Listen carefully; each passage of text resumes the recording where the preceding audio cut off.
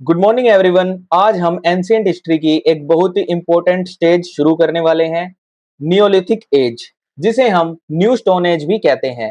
लेकिन class start करने से पहले एक सिंपल सा क्वेश्चन पूछता हूं, अगर आज इलेक्ट्रिसिटी, मार्केट, सिटीज और इंटरनेट सब कुछ खत्म हो जाए तो क्या ह्यूमन सिविलाइजेशन सरवाइव कर पाएगी?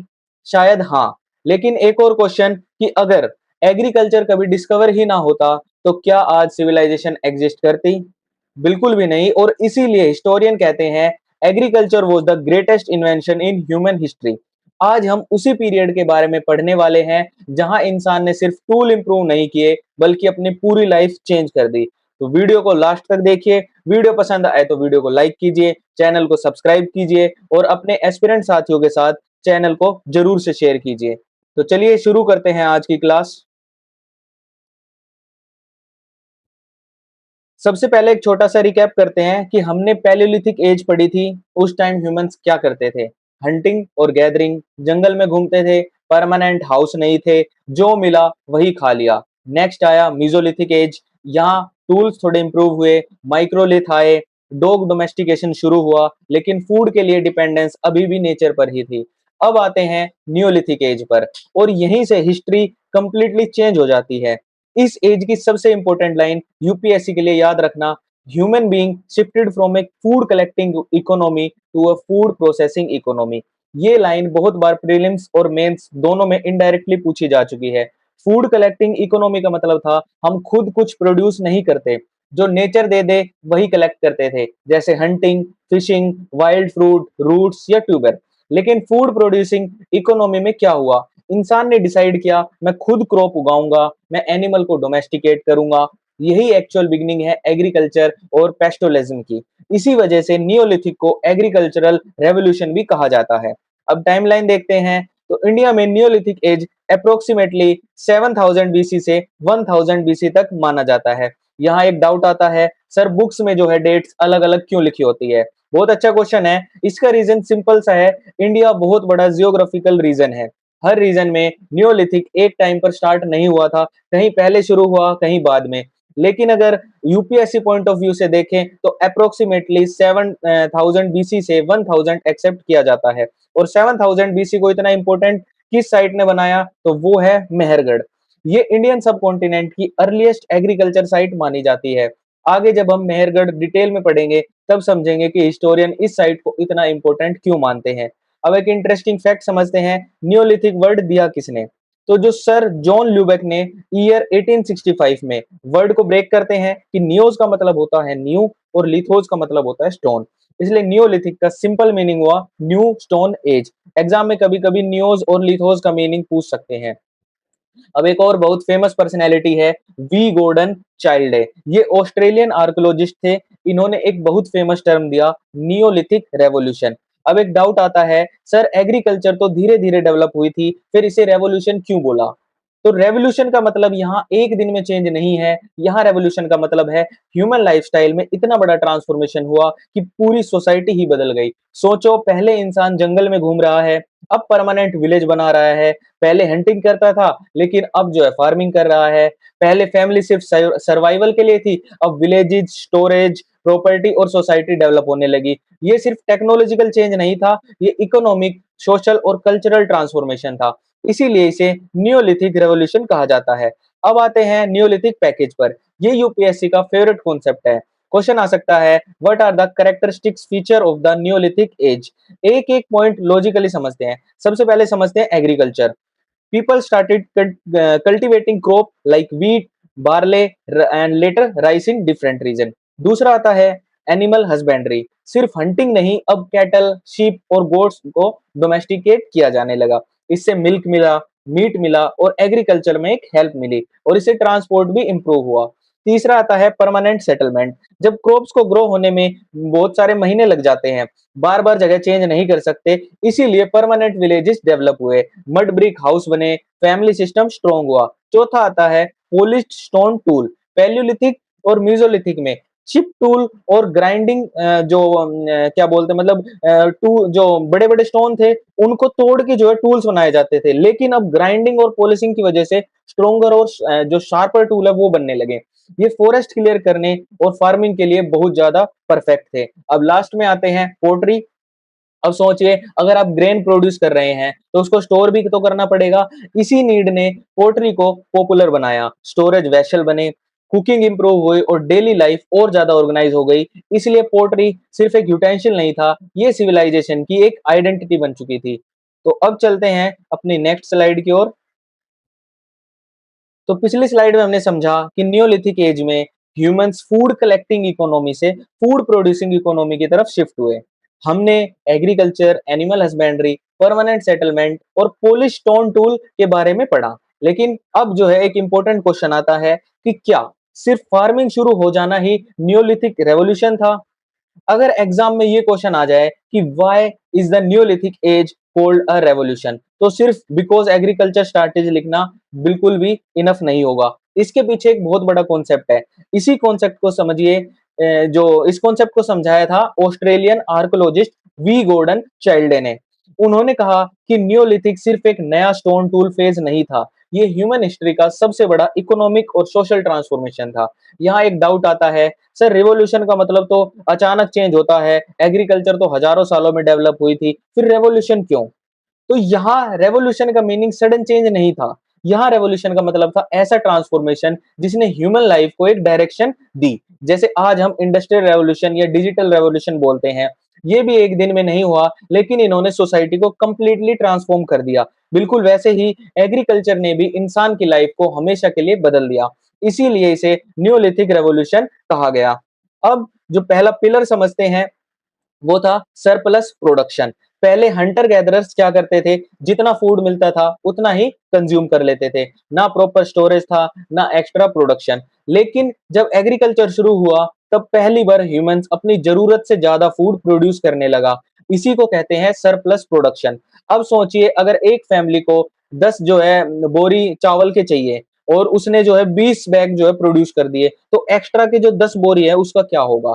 तो उन्हें उन्हें उनको उन्हें स्टोर किया और उससे ट्रेड भी किया, ये दूसरे लोगों को दिया जाएगा। यहीं से जो है इकोनॉमी का एक बेस डेवलप हो जाएगा। और इसी सरप्लस की वजह से सोसाइटी में नए प्रोफेशन आए। सबको फार्मिंग करने की जरूरत नहीं थी, कुछ लोग पोल्ट्री बनाने लगे, कुछ लोग वीविंग करने लगे, तो कुछ लोग जो है टूल बनाने लगे। बाद में मेटलर्जी भी डेवलप हुई, यानी एग्रीकल्चर ने इनडायरेक्टली स्पेशलाइज्ड ऑक्यूपेशन को जन्म दिया। अब दूसरे पिलर की अगर बात करें तो वो है परमानेंट सेटलमेंट। अब एक सिंपल सा क्वेश्चन पूछता हूं, अगर आपने आज जो है व्हीट बोया है, तो क्या कल दूसरी जगह चले जाओगे? बिल्कुल भी नहीं, आपको वहीं रुकना पड़ेगा जब तक जो है क्रॉप मैच्योर ना हो जाए। इसी वजह से ह्यूमंस ने परमानेंट विलेजेस बनाना शुरू किए। मड ब्रिक हाउस बने, वोटल एंड डोब हाउस बने, ग्रेनरी बनने लगी। अब जो लोग हैं वो एक जगह जो है सेटल होने लगे। यहीं से विलेजेस का बर्थ हुआ। और जब विलेजेस बने तब कोऑपरेशन भी बढ़ा। वोटर मैनेज करना था, फील्ड प्रोटेक्ट करने थे, एनिमल संभालने थे, सब मिलकर काम करने लगे। यानी सेटलमेंट ने सोसाइटी को ऑर्गेनाइज कर दिया। अब तीसरा पॉइंट आता है डिवीजन ऑफ लेबर। पहले ऑलमोस्ट हर इंसान एक ही काम करता था, फूड कलेक्ट करो, हंटिंग करो, सरवाइव करो। लेकिन एग्रीकल्चर के बाद सिचुएशन बिल्कुल बदल गई। अब किसी ने फार्मिंग की, किसी ने कैटल संभाला, तो किसी ने पोट्री बनाई और किसी ने जो है स्टोन टूल पॉलिश करने सीखे। यानी डिफरेंट पीपल डिफरेंट वर्क करने लगे। इसी को कहते हैं डिवीजन ऑफ लेबर। यहाँ एक कंफ्यूजन होती है कि क्या इस टाइम कास्ट सिस्टम शुरू हो गया था? नहीं, न्यूलिथिक एज में कास्ट सिस्टम नहीं था, यहाँ सिर्फ वर्क स्पेशलाइजेशन डेवलप हुई थी। ये डिफरेंस एग्जाम में बहुत इंपॉर्टेंट हो जाता है। अब लास्ट पॉइंट की बात करते हैं, property ownership. Hunter gatherer society में लैंड किसी की पर्सनल प्रॉपर्टी नहीं थी। लेकिन फार्मिंग के बाद लोग कहने लगे ये फील्ड मेरी है, ये क्रॉप मेरी है, ये कैटल मेरे हैं। यहीं से जो है ओनरशिप का कॉन्सेप्ट भी डेवलप हुआ। लोग सरप्लस ग्रेन को स्टोर करने लगे, ग्रेनरीज बनने लगी, विलेज लेवल पर स्टोरेज होने लगा और धीरे धीरे वेल्थ और रिसोर्सेज की इंपॉर्टेंस बढ़ने लगी। यही फ्यूचर सिविलाइजेशन की फाउंडेशन बनेगी। अब इसके कंक्लूजन की बात करें तो वी गॉर्डन चिल्डे का मेन आर्गुमेंट क्या था? उन्होंने कहा कि नियोलिथिक एज में सिर्फ फार्मिंग शुरू नहीं हुई थी, एग्रीकल्चर ने ह्यूमंस को नोमैड से सेटलर बनाया है। सेटलर ने विलेज बनाया, विलेजेस ने सरप्लस क्रिएट किया और सरप्लस ने स्पेशलाइजेशन को जन्म दिया और स्पेशलाइजेशन ने आगे चलकर सिटीज और सिविलाइजेशन को जन्म दिया। इसलिए हिस्टोरियन कहते हैं the Neolithic revolution was the foundation of all later civilisation. अब चलते हैं अपनी अगली स्लाइड की ओर। तो पिछली स्लाइड में साथियों हमने समझा कि एग्रीकल्चर ने ह्यूमन सिविलाइजेशन को कंप्लीटली ट्रांसफॉर्म कर दिया। लेकिन एक इंपॉर्टेंट क्वेश्चन आता है कि सर, अगर ह्यूमंस के पास वही पुराने पैलियोलिथिक वाले टूल होते तो क्या फार्मिंग कर पाते? तो इसका आंसर बिल्कुल भी नहीं होगा। सोचिए, अगर आपको एक बड़ा जंगल क्लियर करना हो तो आपके पास सिर्फ एक छोटा सा चिप टूल हो तो क्या कितना टाइम लगेगा? शायद महीनों तक।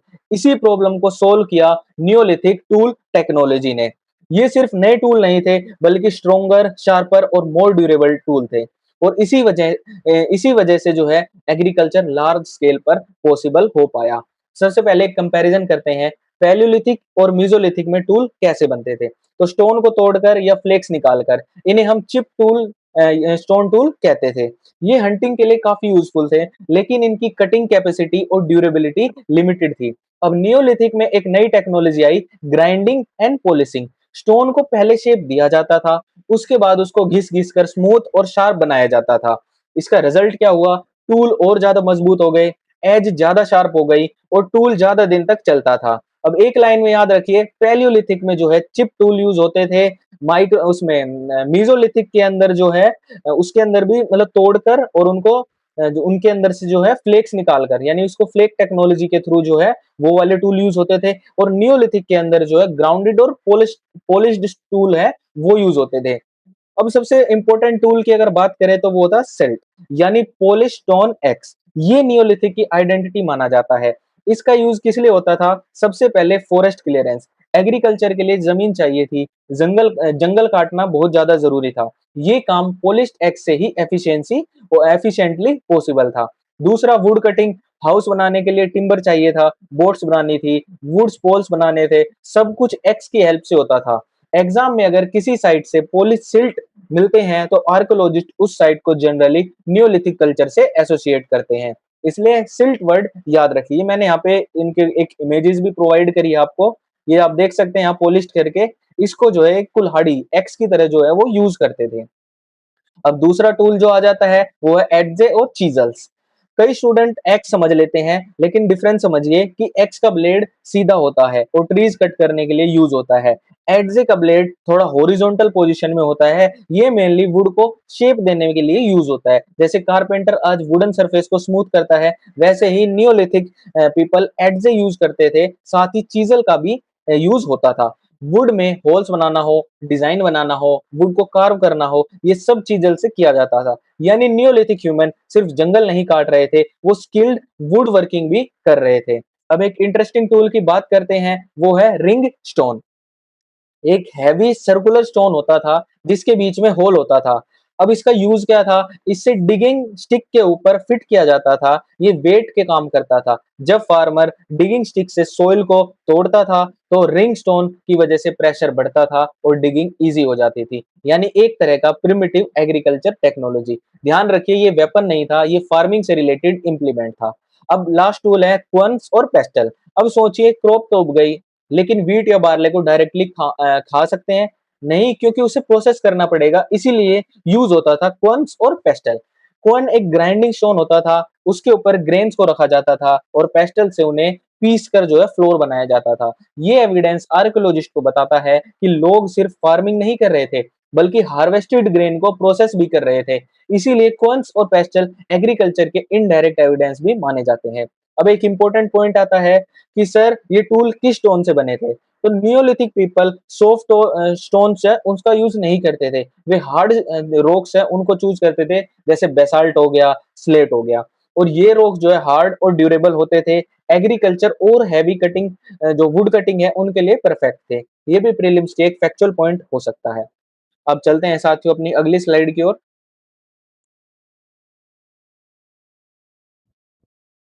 तो अब तक जो है हमने समझ लिया है कि नियोलिथिक एज क्या थी, नियोलिथिक रेवोल्यूशन क्या था और उस टाइम के टूल कैसे थे। अब एक नया इंपॉर्टेंट क्वेश्चन आता है कि क्या पूरे इंडिया में नियोलिथिक कल्चर एक ही टाइम पर डेवलप हुई थी? और यही पॉइंट यूपीएससी बार बार टेस्ट करता है।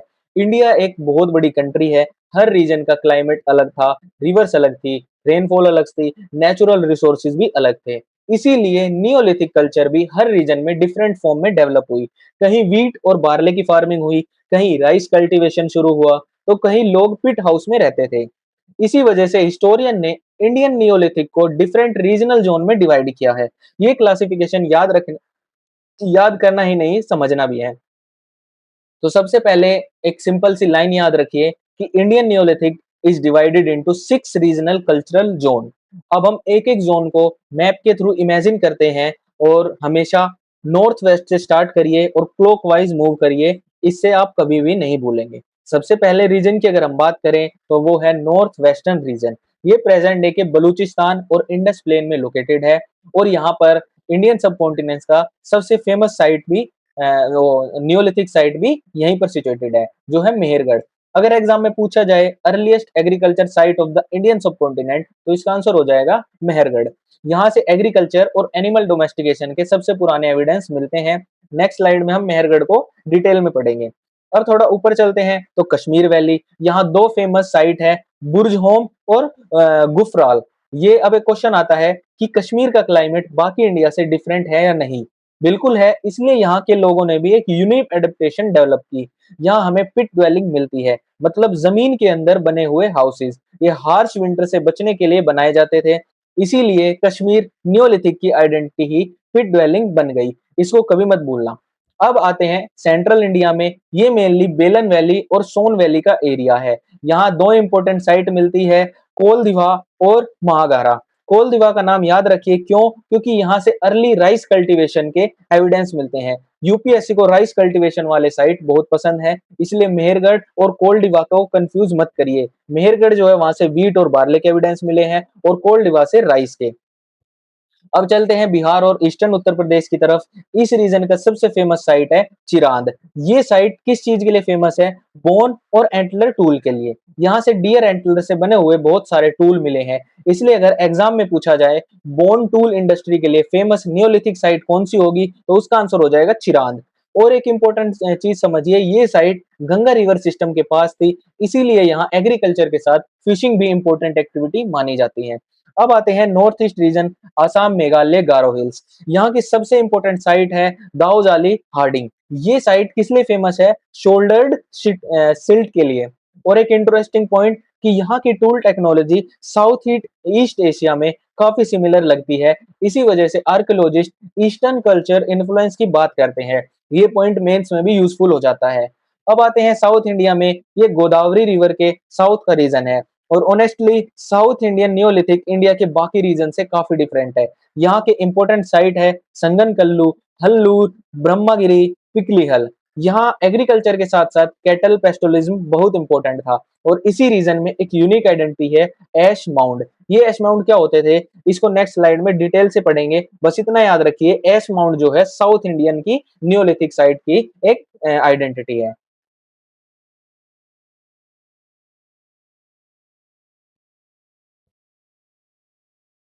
तो अब तक हमने समझ लिया है नियोलिथिक एज थी। तो अब जो है पूरे इंडिया में जो नियोलिथिक कल्चर एक टाइम पे डेवलप हुआ या नहीं हुआ, उसकी बात करते हैं। तो यूपीएससी कई बार टेस्ट करता है कि इंडिया जो है एक बड़ी कंट्री है, रीजन इसका जो है क्लाइमेट वो हर जगह अलग अलग है, अलग अलग नदियां हैं यहाँ पर, रेनफॉल हर जगह की अलग है, नेचुरल रिसोर्सेज जो है वो भी बहुत ज्यादा डिफरेंट डिफरेंट है। इसलिए नियोलिथिक कल्चर भी हर रीजन में डिफरेंट फॉर्म में डेवलप हुए थे। तो यूपीएससी के लिए एक सिंपल लाइन याद रखिए कि Indian Neolithic is divided into 6 regional cultural zone, जिसकी बात हमने पिछली स्लाइड में भी की थी। अब जो है हम पर्टिकुलर जोन को डिटेल में स्टडी करेंगे। सबसे पहला रीजन हमने पीछे भी पढ़ा था, नॉर्थ वेस्टर्न रीजन है, जो कि प्रेजेंट डे के बलूचिस्तान और इंडस प्लेन वैली में लोकेटेड है। और यहाँ पर इंडिया की सब कॉन्टिनेंट की एक फेमस साइट मिलती है, जो मैंने पीछे भी बताया था, वो है मेहरगढ़। तो साथियों, अगर इससे रिलेटेड क्वेश्चन आता है तो मेहरगढ़ जो है बहुत इंपॉर्टेंट हो जाता है, क्योंकि यहाँ पे अर्ली एग्रीकल्चर के एविडेंस और एनिमल डोमेस्टिकेशन के एविडेंस मिलते हैं। अब थोड़ा ऊपर चलते हैं, कश्मीर वैली है यहाँ पर दो फेमस साइट है, जो कि है बुर्ज होम और गुफ्तकाल। एक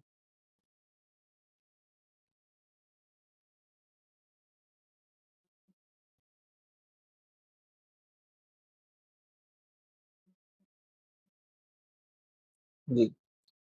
तो अब एक फैक्चुअल पॉइंट समझिए कि मेहरगढ़ की एक्सकवेशन किसने की थी। इसकी जो एक्सकवेशन है वो जीन फ्रेंकोइस जेराज, एक फ्रेंच आर्कियोलॉजिस्ट थे। उसने एक्सकवेशन शुरू करी थी 1974 में। यूपीएससी कभी कभी डिस्कवरर और जो एक्सकवेटर है वो भी पूछ लेता है, इसलिए नाम याद रखिएगा, जीन फ्रेंकोइस जेराज। इसने जो है मेहरगढ़ की एक्सकवेशन की थी। अब इतनी सारी नियोलिथिक साइट है, फिर मेहरगढ़ ही इतना फेमस क्यों हुआ? क्योंकि जो मेहरगढ़ है, वो हमें इंडियन सबकॉन्टिनेंट में ऑर्गेनाइज्ड एग्रीकल्चर और सेटल्ड विलेज लाइफ का सबसे पुराना एविडेंस देता है। इसकी जो डेटिंग है, वो अप्रोक्सीमेटली 6000 से 7000 के बीसी तक जो है मानी जाती है। इसलिए हिस्टोरियन इसे क्रेडल ऑफ एग्रीकल्चर भी कहते हैं। ध्यान रहे, ये टाइटल एग्जाम में डायरेक्ट भी आ सकता है कि क्रेडल ऑफ एग्रीकल्चर कौन सी साइट को माना गया है, तो आंसर हो जाएगा मेहरगढ़। अब क्रॉप्स की बात करते हैं। मेहरगढ़ से सबसे पहले एविडेंस मिलता है व्हीट और बार्ले का, यानी गेहूं और जौ। इसका कल्टीवेशन का हमें एविडेंस मिलता है। यहाँ एक कॉमन कंफ्यूजन होती है कि सर राइस भी यहीं उगाई जाती थी। नहीं, राइस जो है इसका इंपॉर्टेंट एविडेंस हमें बाद में जो है कोल्डिवा से मिलता है। इसीलिए एक ट्रिक याद रखिएगा, मेहरगढ़ जो है वहां से व्हीट प्लस बार्ले मिला है, और इसमें कभी भी कंफ्यूज मत होइएगा, यहाँ से राइस के एविडेंस नहीं मिले हैं। अब एग्रीकल्चर के साथ साथ एक और रेवोल्यूशन हुआ, एनिमल डोमेस्टिकेशन। पहले लोग जो है वाइल्ड एनिमल का शिकार करते थे, लेकिन मेहरगढ़ में एविडेंस मिलता है कि लोग धीरे धीरे कैटल, शिप और गोट्स को डोमेस्टिकेट करने लगे थे। अब एक क्वेश्चन आता है, एनिमल को डोमेस्टिकेट करने का फायदा क्या था? मिल्क मिलता था इससे, मीट मिलता था, और फील्ड में काम करने के लिए एक स्ट्रेंथ भी मिलती थी। अब अगर घरों की बात करें तो हंटर गैदरर टेम्परेरी शेल्टर में रहते थे, लेकिन मेहरगढ़ में क्या मिला? यहाँ पर हमें मल्टी रूम रेक्टेंगुलर हाउसेज मिले हैं। ये house sun dried mud brick से बने हुए हैं। अब एक ही रूम क्यों नहीं मिला, मल्टीपल रूम ही क्यों? क्योंकि अब फैमिली परमानेंटली सेटल हो चुकी थी, स्टोरेज की जरूरत थी, लिविंग स्पेस अलग था। कुछ रूम्स में जो है ग्रेन स्टोरेज के लिए यूज होते थे, यानी आर्किटेक्चर को भी डेवलप किया जा रहा था। इसी पीरियड में ग्रेनरीज का कॉन्सेप्ट भी देखने को मिलता है। अब एक बहुत ज्यादा इंटरेस्टिंग डिस्कवरी हुई, आर्कियोलॉजिस्ट को मेहरगढ़ से लेपिस लाजुली मिला। ये स्टोन लोकल एरिया का नहीं था, ये जो है अफगानिस्तान रीजन से आता है, और साथ ही सी शेल्स भी मिले हैं जो अरेबियन सी कोस्ट से लाए गए हैं। अब सोचिए इतनी दूर से ये मटेरियल कैसे आए? इसका मतलब है कि उस टाइम पे long distance trade network already develop हो चुका था, यानी नियोलिथिक विलेजेस कंप्लीटली आइसोलेटेड नहीं थे, वो एक दूसरे से कनेक्टेड थे। ये यूपीएससी के मेंस में जो हम यूज भी कर सकते हैं। अब आते हैं मेहरगढ़ की सबसे फैसिनेटिंग फैक्ट, डेंटिस्ट्री। आर्कियोलॉजिस्ट को कुछ ह्यूमन स्केलेटन के दांतों में जो है केयरफुली ड्रिल्ड होल्ड मिले हैं। रिसर्च से पता चलता है कि होल्स जो है डेथ के बाद नहीं, लिविंग इंडिविजुअल के टीथ में बनाए गए हैं, यानी लोग जो है प्रिमिटिव डेंटल ट्रीटमेंट करते थे। इसीलिए मेहरगढ़ को दुनिया के अर्लीस्ट एविडेंस ऑफ डेंटिस्ट्री के लिए भी जाना जाता है। ये फैक्ट स्टूडेंट को हमेशा याद रहता है, और एग्जाम में भी ये एक फेवरेट टॉपिक बन जाता है।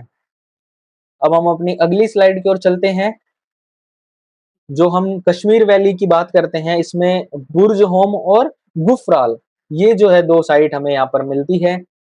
तो सबसे पहले एक क्वेश्चन आता है कि कश्मीर का क्लाइमेट और बलूचिस्तान या उत्तर प्रदेश का क्लाइमेट सेम है क्या?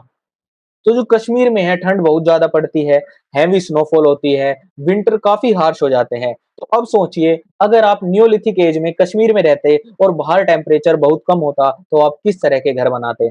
इसी प्रॉब्लम का सॉल्यूशन हमें बुर्ज होम में मिलता है। यहाँ के लोगों ने क्लाइमेट के अकॉर्डिंग अपनी लाइफस्टाइल को डेवलप किया।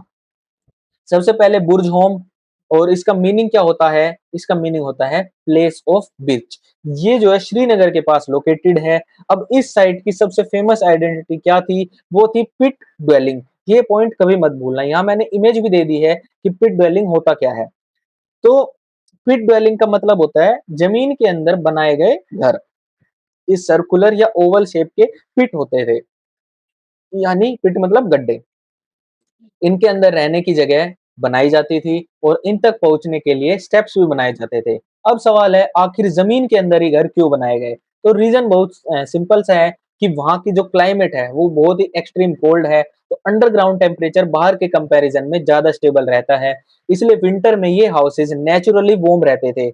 आज भी दुनिया के कई कोल्ड रीजन में पार्शली अंडरग्राउंड स्ट्रक्चर मिलते हैं। यानी बुर्ज होम हमें बताता है कि प्री हिस्टोरिक ह्यूमंस एनवायरनमेंट के अकॉर्डिंग एडॉप्ट करना जानते थे। ये सिर्फ सर्वाइवल नहीं था, ये एक साइंटिफिक एडेप्टेशन था। एक्सकवेशन में पिट हाउसेस के अंदर चारकोलिक हर्थ भी मिले हैं। अब हर्थ क्या होता है सिंपल लैंग्वेज में, कि एक ऐसी जगह जहां फायर जलाई जाती थी कुकिंग के लिए, वार्म के लिए। आपने वो सुना होगा चूल्हे, उसी टाइप का एक इसके अंदर हर्थ है, उसको बोलते हैं। जमीन के अंदर जो है गड्ढा है, वहां पे जो हमें मिला है कि वहां से ये एविडेंस मिलता है कि यहाँ पे जो है कभी फायर या फिर आग जो है जलाई जाती थी। यानी कि हर घर के अंदर जो है कंट्रोल्ड फायर सिस्टम का यूज होता था। अब बुर्ज होम का सबसे फेमस पॉइंट है डॉग बरियल।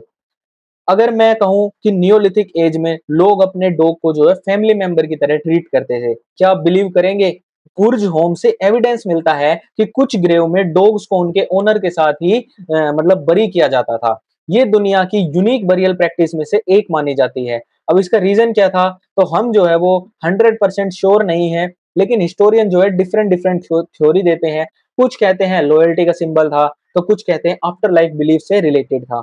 लेकिन एग्जाम के लिए एक पॉइंट याद रखिए, बुर्ज होम से हमें डॉग बरियल के एविडेंस मिलते हैं। अब अगर टूल की बात करते हैं तो यहाँ से हमें मिले हैं पॉलिश स्टोन सिल्ट। ये एक इंपॉर्टेंट कैटेगरी है बोन टूल्स की। अब क्वेश्चन आता है कि बोन टूल जो है क्यों यूज किए गए? क्योंकि कश्मीर रीजन में हंटिंग भी इंपॉर्टेंट एक्टिविटी थी। एनिमल की बोन्स और एंटलर को शेप देकर टूल बनाए जाते थे। यहाँ की portray generally course grey ware थी, सिंपल और हैंडमेड। ये भी नियोलिथिक लाइफस्टाइल का एक इंपॉर्टेंट एविडेंस है। अब एक बहुत ही इंटरेस्टिंग डिस्कवरी हुई कि बुर्ज होम से हमें जेडाइट बीड मिले हैं। अब जेडाइट जो है कश्मीर में नेचुरली मिलता है क्या? बिल्कुल भी नहीं। तो फिर ये आया कहाँ से वहां पे? हिस्टोरियन ने माना है इसका कनेक्शन सेंट्रल एशिया या चाइना से हो सकता है। यानी नियोलिथिक कश्मीर कंप्लीटली आइसोलेटेड नहीं था, ट्रेड या कल्चर कॉन्टेक्ट जरूर में थे। ये पॉइंट मेंस के लिए यूजफुल हो जाता है। अब दूसरी साइड की अगर बात करें तो वो है गुफ कराल। नाम का इसका मतलब होता है केव ऑफ द पोटर्स। ये भी एक मतलब कश्मीर वैली के एक इंपॉर्टेंट नियोलिथिक साइट है, लेकिन इसकी इंपॉर्टेंस बुर्ज होम से थोड़ी अलग हो जाती है। गुफ कराल का सबसे इंपॉर्टेंट कंट्रीब्यूशन क्या था? यहाँ आर्कियोलॉजिस्ट को एसिरेमिक नियोलिथिक और सिरेमिक नियोलिथिक दोनों फेज मिलते हैं। अब डाउट आता है सर एसिरेमिक का मतलब क्या होता है? तो ए का मतलब होता है विदाउट और सिरेमिक का मतलब होता है पोटरी। तो असिरेमिक नियोलिथिक का मतलब हुआ ऐसा फेज जहां लोग फार्मिंग और सेटलमेंट तो कर रहे हैं, लेकिन पोटरी अभी डेवलप नहीं हुई है। उसके बाद वही साइट सिरेमिक फेज में एंटर करती है जहां पोटरी मिलनी शुरू हो जाती है। ये ट्रांजिशन हमें ह्यूमन टेक्नोलॉजिकल डेवलपमेंट को समझने में बहुत हेल्प करता है। अब गुफ कराल से जो है ग्रेन स्टोरेज के एविडेंस मिले हैं, शीप और गोट के डोमेस्टिकेशन के एविडेंस भी मिलते हैं, साथ ही एक डेवलप्ड बोन टूल इंडस्ट्री को भी देखने को मिलती है। यानी बुर्ज होम और गुफ कराल दोनों हमें दिखाते हैं कि कश्मीर नियोलिथिक में एग्रीकल्चर, हंटिंग और एनिमल हस्बेंड्री तीनों जो है वहां पे साथ साथ चल रहे थे। अब अपनी अगली स्लाइड की ओर चलते हैं साथियों। तो अब हम आते हैं सेंट्रल इंडिया और मिड ईस्टर्न इंडिया के नियोलिथिक कल्चर पर। तो इस स्लाइड में हमने तीन इंपॉर्टेंट साइट पढ़नी है, कोल्डिवा, महागारा और चिरांद। मैं गारंटी देता हूं अगर आप इन तीनों साइट के कीवर्ड याद रख लेंगे तो यूपीएससी का कोई भी बेसिक प्रीलिम्स क्वेश्चन आपसे गलत नहीं होगा। सबसे पहले हम बात करते हैं कोल्डिवा और महागारा की। दोनों साइट जो है बेलन घाटी में स्थित है, जो प्रेजेंट डे के उत्तर प्रदेश में लोकेटेड है। अब एक सवाल आता है सर बेलन वैली को इतना इंपॉर्टेंट क्यों माना जाता है? क्योंकि यहाँ से हमें जो है राइस कल्टीवेशन के बहुत पुराने एविडेंस मिलते हैं और इसी वजह से ये साइट एंशिएंट हिस्ट्री में बहुत ज्यादा फेमस हुई। अब सबसे इंपॉर्टेंट पॉइंट, कोल्डी हवा से आर्कियोलॉजिस्ट को कल्टीवेटेड राइस के एविडेंस मिले हैं। इसकी डेट अप्रोक्सीमेटली अगर बात करें तो वो लगभग 6000 से मतलब 5500 बीसी के अराउंड मानी जाती है। अब यहाँ एक कॉमन कंफ्यूजन होती है सर मेहरगढ़ भी एग्रीकल्चर के लिए फेमस है और कोल्डी बाबा भी, तो डिफरेंस क्या हुआ? तो ये डिफरेंस बहुत ज्यादा इंपॉर्टेंट हो जाता है। जैसे कि मैंने आपको बताया था मेहरगढ़ के अंदर जो है हमें व्हीट प्लस बार्ले के एविडेंस मिलते हैं, वहीं जो है कोल्ड हवा से हमें राइस के मिलते हैं। ये लाइन अगर आप याद रख लोगे तो एग्जाम में बिल्कुल भी कंफ्यूजन नहीं होगी। और राइस कल्टीवेशन इंडिया की एग्रीकल्चर हिस्ट्री के लिए बहुत ज्यादा एक इंपॉर्टेंट माइलस्टोन है, क्योंकि आज भी इंडिया दुनिया के सबसे बड़े राइस प्रोड्यूसर में से एक है। इसीलिए आर्कियोलॉजिस्ट के लिए ये डिस्कवरी बहुत सिग्निफिकेंट है। अब मैं आपसे क्वेश्चन पूछता हूँ, अगर किसी आर्कियोलॉजिकल साइट से राइस के ग्रेन मिलते हैं, तो क्या हम सीधा कह सकते हैं कि वहाँ एग्रीकल्चर होती थी? तो आर्कियोलॉजिस्ट जो होते हैं, वो ग्रेन के साथ-साथ टूल्स, सेटलमेंट पैटर्न और साइंटिफिक डेटिंग भी देखते हैं। तब जाकर कंक्लूजन निकलता है कि यूपीएससी की तरह के जो कॉन्सेप्चुअल क्वेश्चन भी इसमें पूछ सकता है। अब बात करते हैं महागारा की। तो जो महागारा से हमें एविडेंस मिला है, वो है सर्कुलर वोटल एंड डोब हट। अब एक डाउट डाउट आता होगा सिंपल सा कि वोटल एंड दोआब जो क्या होते हैं? ये एक एंशिएंट कंस्ट्रक्शन टेक्निक थी। सबसे पहले लकड़ी और बैम्बू का फ्रेमवर्क बनाया जाता था। उसके बाद उस पर मिट्टी, क्ले और घास का मिक्सचर लगाया जाता था। इससे घर जो है स्ट्रॉन्ग भी बनता था और गर्मी जो है ठंड और मतलब गर्मी ठंड से जो है एक प्रोटेक्शन भी मिलती थी। ये टेक्निक दुनिया के कई एंशिएंट सोसाइटी में यूज हुई है। महागारा से एक इंटरेस्टिंग एविडेंस मिला है कैटल पेन मार्क। अब इसका मतलब क्या हुआ? यानी लोग सिर्फ एनिमल को डोमेस्टिकेट ही नहीं कर रहे थे, उनके लिए अलग एनक्लोजर या कैटल पेन्स भी बना रहे थे। इससे हमें पता चलता है कि एनिमल हस्बेंड्री काफी ऑर्गेनाइज्ड हो चुकी थी। ये सिर्फ हंटिंग सोसाइटी नहीं थी, यहाँ फार्मिंग और लाइव स्टॉक इकोनॉमी दोनों का कॉम्बिनेशन देखने को मिलता है। अब चलते हैं बिहार में। यहाँ की सबसे इंपॉर्टेंट नियोलिथिक साइट है चिरांद। ये सारण डिस्ट्रिक्ट में लोकेटेड है और गंगा रिवर सिस्टम के एक बहुत इंपॉर्टेंट एरिया में बसा हुआ है। अब चिरांद चिरांद जो है वो किस चीज के लिए फेमस था? तो ये जो फेमस था बोन एंड एटलर टूल इंडस्ट्री के लिए। चिरान से हमें डियर के एटलर और जो एनिमल की बोन्स हैं, उनसे बने हुए बहुत सारे टूल मिलते हैं। अब क्वेश्चन आता है कि स्टोन टूल्स होने के बाद भी बोन टूल की जरूरत क्यों पड़ी? क्योंकि हर मटेरियल का अपना यूज होता है। बोन से जो है फाइन टूल बनाना इजी था, जैसे फिशिंग इम्प्लीमेंट, नीडल्स, हार्पून और स्मॉल कटिंग टूल। ये सब बोन से एफिशिएंटली बन जाता था। इसी वजह से चिरांद की बोन टूल इंडस्ट्री इंडिया की सबसे डेवलप इंडस्ट्री में से एक मानी जाती है। सिर्फ कश्मीर के बाद सबसे ज्यादा इंपॉर्टेंस चिरांद को दी जाती है।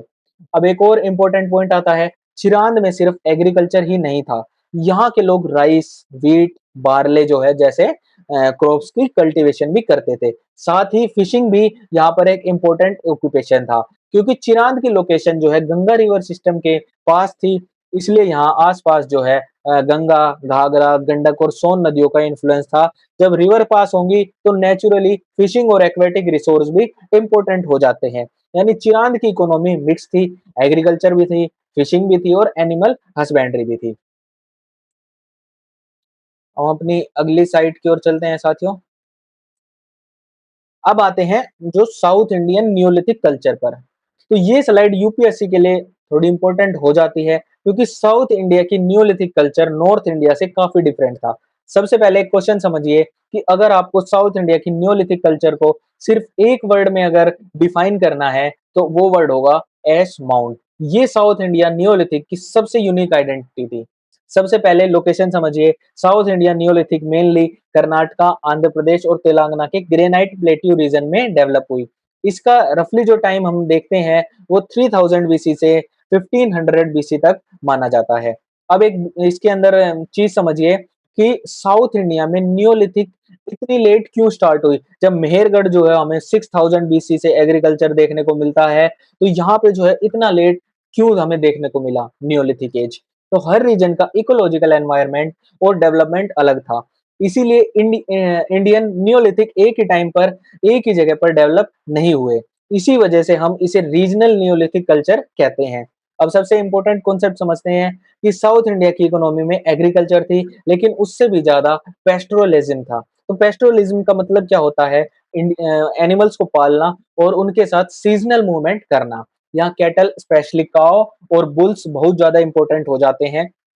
अब सोचिए, अगर किसी सोसाइटी के पास बहुत सारे कैटल हों और उनसे सिर्फ मिल्क ही नहीं मिलेगा, एग्रीकल्चर में भी हेल्प होगी, ट्रांसपोर्ट में भी एक हेल्प मिलेगी और वेल्थ का भी एक सिंबल बन जाएगा। इसी वजह से साउथ इंडियन नियोलिथिक का एक हिस्टोरियन उसे बोलते हैं कैटल सेंट्रिक कल्चर। अब आते हैं सबसे फेमस टॉपिक पर, ऐश माउंट्स। अब एक क्वेश्चन पूछता हूँ कि अगर आर्कियोलॉजिस्ट को किसी जगह एक बहुत बड़ा एक राख का पहाड़ मिले, तो आप क्या सोचेंगे?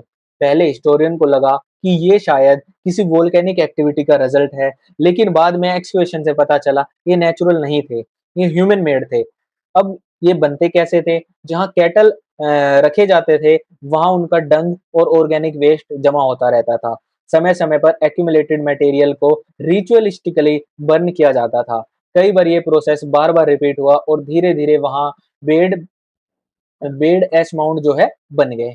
इसीलिए ऐश माउंट सिर्फ गार्बेज डंप नहीं थे, ये साउथ इंडियन पेस्टोरल लाइफ का एक आर्कियोलॉजिकल एविडेंस है। कुछ हिस्टोरियन इन्हें रिचुअल एक्टिविटी से भी जोड़ते हैं, लेकिन इस पर कभी-कभी रिसर्च भी चलती है। तो आप सिर्फ एग्जाम के लिए इतना याद रखिए कि ऐश माउंट का मतलब burned cattle dung plus organic refuse, और इसको जो है एक रिचुअल एक्टिविटी से भी आप जोड़ सकते हैं। अब साइट याद रखिए, सबसे इंपॉर्टेंट साइट आती है यहाँ पर उटनूर जो कि तेलंगाना में है, कुपगल, कुडाटिनी और पिकलीहल, और बाद में आती है एक बुढ़ीहल जो कि कर्नाटका में है। तो यूपीएससी कभी-कभी पूछ लेता है कि ऐश माउंट किस रीजन की कैरेक्टरिस्टिक्स फीचर है, तो इसका आंसर हो जाएगा साउथ इंडियन नियोलिथिक। अब बात करते हैं पिकलीहल की। तो जो पिकलीहल है वो कर्नाटका का एक इम्पोर्टेंट नियोलिथिक साइट है। ये किस चीज के लिए फेमस था? ये कैटल हंटिंग के लिए फेमस था। यहाँ आर्कियोलॉजिस्ट को एविडेंस मिला कि लोग लार्ज स्केल पर कैटिंग कैटल रियरिंग करते थे और सीजनल मूवमेंट भी करते थे। यानी कुछ ग्रुप्स साल के अलग-अलग सीजन्स में अपने कैटल के साथ मूवमेंट करते थे। इसलिए पिकलीहल को पेस्टोरल इकोनॉमी समझने के लिए बहुत इंपॉर्टेंट साइट माना जाता है। अब अगले साइट की अगर हम बात करें तो वो है हल्लूर। हल्लूर की दो इंपॉर्टेंट आइडेंटिटी थी। पहला, फिंगर मिलेट यानी रागी कल्टीवेशन का अर्ली एविडेंस मिलता है। ध्यान रखिए, हल्लूर से हमें रागी मिला है, वीट और बार्ले मेहरगढ़ से मिला है, और कोल्डिवा से हमें राइस कल्टीवेशन के एविडेंस मिलते हैं। दूसरी अगर इंपॉर्टेंट इसकी आइडेंटिटी की बात करें तो हल्लूर से हमें नियोलिथिक से आयरन एज का ट्रांजिशन का एविडेंस भी मिलता है। यानी यहाँ हम देखते हैं कि स्टोन टेक्नोलॉजी के साथ धीरे-धीरे आयरन का भी यूज शुरू होने लगा है। इसी वजह से हल्लूर जो है आर्कियोलॉजिस्ट के लिए बहुत सिग्निफिकेंट साइट मानी जाती है। अब दो साइट और है, ब्रह्मागिरी, ब्रह्मागिरी और संगनकल्लू। ये साइट किस लिए फेमस थी? पॉलिश्ड एक्स मैन्युफैक्चरिंग वर्कशॉप के लिए। यहाँ आर्कियोलॉजिस्ट को एविडेंस मिलता है पॉलिश स्टोन एक्स मतलब उसका यूज किया जा रहा था, उसके एविडेंस मिलते हैं, और जो है लार्ज स्केल प्रोडक्शन भी हो रहा था। यानी कुछ लोग जो है स्पेशलाइज्ड क्राफ्टमैन जो है वहां पे बन चुके थे। ये हमें डिवीजन ऑफ लेबर का एक प्रैक्टिकल एग्जांपल दिखाता है। अब चलते हैं अपनी अगली स्लाइड की ओर। तो अब हम जो है साथियों पहुंच चुके हैं इंडियन नियोलिथिक के लास्ट रीजनल जोन पर, यानी नॉर्थ ईस्टर्न जोन। ये रीजन मेनली जो है असम, मेघालय, नागालैंड और अरुणाचल प्रदेश को इंक्लूड किया जाता है। अब एक क्वेश्चन आता है कि आपको क्या लगता है, नॉर्थ ईस्ट इंडिया की कल्चर का इन्फ्लुएंस सिर्फ इंडिया में था या नेबरिंग कंट्रीज से भी था? अगर आप मैप देखोगे तो नॉर्थ ईस्ट इंडिया के कनेक्शन म्यांमार और साउथ ईस्ट एशिया से भी मिलते हैं। इसी वजह से आर्कियोलॉजिस्ट इसी वजह से जो आर्कियोलॉजिस्ट है उनको यहाँ की नियोलिथिक कल्चर में साउथ ईस्ट एशियन इन्फ्लुएंस भी क्लियरली दिखाई देता है। अब सबसे इंपॉर्टेंट साइट की अगर बात करें तो वो है दाऊजली हार्डिंग, जो डीमा हसाओ डिस्ट्रिक्ट असम में जो है लोकेटेड है। अगर नॉर्थ ईस्ट नियोलिथिक का मेहरगढ़ पूछा जाए तो आंसर होगा दाऊजली हार्डिंग। अब सवाल आता है ये साइट किस लिए फेमस थी? तो ये इसके दो कीवर्ड याद रखिएगा। सबसे पहला आता है शोल्डर्ड सिल्ट और दूसरा आता है कोड इम्प्रेस्ड पोट्री। ये दोनों साइड जो है इसकी आइडेंटिटी, मतलब ये दोनों इसकी आइडेंटिटी थी। सबसे पहले समझिए शोल्डर्ड सिल्ट क्या होता है। आपने पहले पॉलिश स्टोन सिल्ट देखा था, लेकिन यहाँ के सिल्ट में एक एक्स्ट्रा प्रोजेक्शन या शोल्डर दिखाई देता है। इसी वजह से इन्हें शोल्डर्ड सिल्ट कहा जाता है। ये इंपॉर्टेंट क्यों है? क्योंकि इसी डिजाइन के टूल म्यांमार, थाईलैंड और साउथ ईस्ट एशिया के नियोलिथिक साइट पर भी मिले हैं। इसीलिए हिस्टोरियन कहते हैं कि नॉर्थ ईस्ट इंडिया और साउथ ईस्ट एशिया के बीच कल्चरल और टेक्नोलॉजिकल कॉन्टेक्ट था। अब यूपीएससी स्टेटमेंट बेस्ड क्वेश्चन बना सकता है कि shoulder celt are the characteristics of the north eastern Neolithic culture. तो इस स्टेटमेंट को हमेशा जो है ट्रू मार्क कीजिएगा। अब दूसरा कीवर्ड आता है cord impressed pottery. Cord impress का मतलब क्या होता है कि जब मिट्टी का बर्तन अभी गीला होता है और उस पर जो है रोप या कोड का इंप्रेशन बना दिया जाता है। तो जब पोट्री बेक होती थी तो उस पर जो है रोप के मार्क्स परमानेंटली रह जाते थे। इसी वजह से इसे कोड इम्प्रेस्ड पोट्री कहा जाता है। ये भी जो है south east Asian Neolithic culture में एक कॉमन मिलता है। अब दूसरी इंपॉर्टेंट साइट की बात करें तो वो है सरू तारू। ये आसाम के अंदर है और अगला है सेलबाल ग्रे। ये जो गारो हिल्स है मेघालय में, वहां की साइट है। अब ये साइट किस लिए फेमस फेमस थी? तो आर्कियोलॉजिस्ट को यहाँ से क्वार्ट्ज सिल्ट और हैंडमेड पोट्री मिली है। ये हमें बताता है कि डिफरेंट लोकल रॉ मटेरियल का यूज यहाँ पे हो रहा था। हर रीजन अपने अवेलेबल रिसोर्स के हिसाब से टूल बना रहे थे। अब एक इंटरेस्टिंग डिस्कवरी की अगर बात करें तो नॉर्थ ईस्ट के कुछ साइट से हमें जेडाइट टूल भी मिलते हैं। अब जेडाइट इंडिया में इजीली अवेलेबल स्टोन है क्या? नहीं। तो ये फिर आया कहाँ से? हिस्टोरियन का मानना था इसका कनेक्शन चाइना और म्यांमार से हो सकता है। इसका मतलब क्या हुआ कि नियोलिथिक एज में भी लोग कंप्लीटली आइसोलेटेड नहीं थे। ट्रेड हो रहा था, आइडियाज का एक्सचेंज हो रहा था, टेक्नोलॉजिकल एक्सचेंज भी देखने को मिलता है। यानी नॉर्थ ईस्ट इंडिया एक कल्चरल ब्रिज की तरह काम कर रहा था। अब स्लाइड का लास्ट कॉन्सेप्ट देखते हैं, पोट्री डेवलपमेंट। तो ये यूपीएससी के लिए इंपॉर्टेंट हो जाता है। तो सबसे पहले हमने नियोलिथिक पोट्री कैसी देखी थी? हैंडमेड, कोर्स, ग्रे या ब्राउन कलर, और कई बार जो है बास्केट या कोड के इंप्रेशन के साथ। इससे हमें अर्ली नियोलिथिक पोट्री कहते हैं। लेकिन धीरे धीरे टेक्नोलॉजी इंप्रूव हुई और फिर एक बहुत बड़ा इन्वेंशन हुआ, पोटर्स व्हील। अब क्वेश्चन आता है, ये पोटर व्हील्स का क्या इम्पैक्ट हुआ? पोट्री ज्यादा सिमेट्रिकल बनने लगी, ज्यादा स्मूथ होने लगी, लार्ज क्वांटिटी में प्रोडक्शन पॉसिबल हुआ और नए टाइप के वेसल्स बनाए जाने लगे, जैसे red ware and black burnished ware. सबसे बड़ा एक ये स्टोरेज जार भी इसी के अंदर हमें देखने को मिलता है। यानी पोट्री भी नियोलिथिक में कंटिन्यूअसली इवोल्व होती रही। अब हम अगली स्लाइड की ओर चलते हैं साथियों। तो इस स्लाइड के अंदर जो है मैंने आपको एक आज की पूरी क्लास के एक समरी प्रोवाइड करी है। क्वेश्चन दिए मैंने यहाँ पर और आप इन फैक्ट को जो है अपने नोटबुक के अंदर नोट डाउन कीजिएगा, ताकि आपको ये है प्रीलिम्स और मेंस के लिए आपको एक प्रॉपर नोट्स जो आपको मिल सके जब आपको इनकी जरूरत हो। और बार बार जो है इसका रिवीजन कीजिए, क्योंकि जो यूपीएससी है, यूपीएससी जो अगर प्रीलिम्स की अगर हम बात करें तो प्रीलिम्स में जो है साइट से रिलेटेड और उनकी स्पेशलिटी से रिलेटेड क्वेश्चन पूछता है, या डायरेक्ट जो है उनके कैरेक्टरिस्टिक्स को स्टेटमेंट के अंदर देखकर आपसे पूछ लेगा क्या वो करेक्ट है या इनकरेक्ट है। तो साथियों, ये क्लास आपके लिए बहुत ज्यादा इंपॉर्टेंट हो जाती है। मैक्सिमम टाइम जो है यूपीएससी न्यूलिथिक से ही क्वेश्चन बनाता है। तो आप जो है इस वीडियो को बार बार देखिए, ताकि आपको जो है चीजें और ज्यादा आसान लगे। और आज की क्लास को हम यहीं पे जो है खत्म करना चाहेंगे साथियों। अगर वीडियो पसंद आई हो तो वीडियो को लाइक करें, चैनल को सब्सक्राइब करें और अपने एस्पिरेंट साथियों के साथ इसको शेयर करें। साथ ही साथियों, अगर आपको पॉलिटी से रिलेटेड कंटेंट देखना है तो हमारे चैनल पर इसकी प्लेलिस्ट मैंने अपलोड कर दी है। अगर आपको पॉलिटी से रिलेटेड वीडियोस देखनी है तो आप आनंद सर की जो है एक पॉलिटी की सीरीज देख सकते हैं, जिसमें आपको जो है प्रॉपर फ्री ऑफ कॉस्ट जो है पेड क्लासेस वाला कंटेंट प्रोवाइड किया जा रहा है।